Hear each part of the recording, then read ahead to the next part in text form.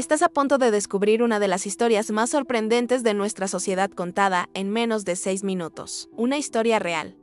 Una historia que marcó un antes y un después en la ciencia y en la ética médica. Una de esas historias que cambia la forma en que entendemos la vida humana.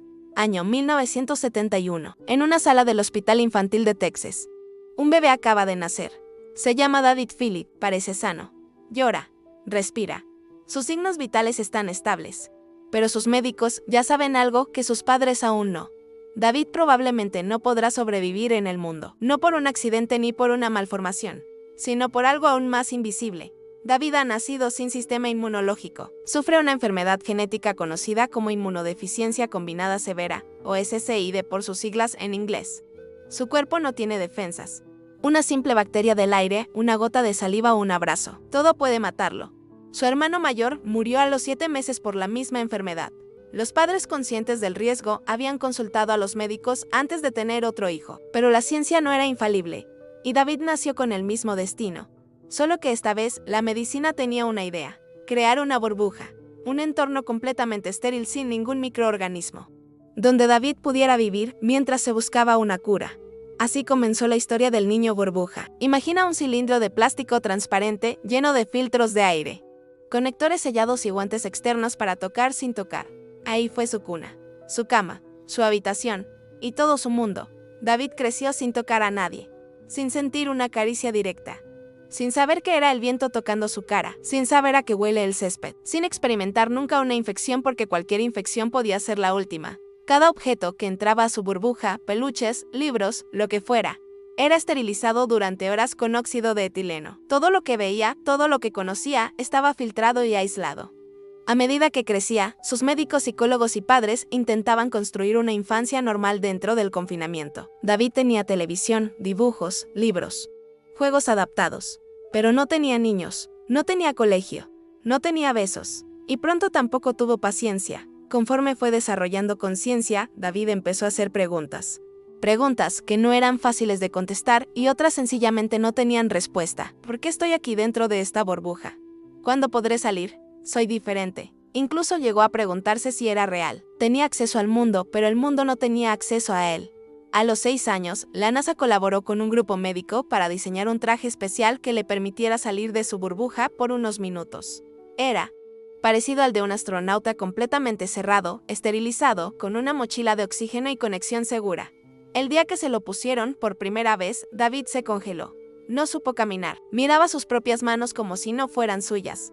El traje pesaba. El mundo asustaba. Salió 2 veces. Solo 2. Y nunca más quiso volver a usarlo. Mientras tanto, los médicos seguían buscando una solución definitiva. Lo mejor era hacer un trasplante de médula ósea.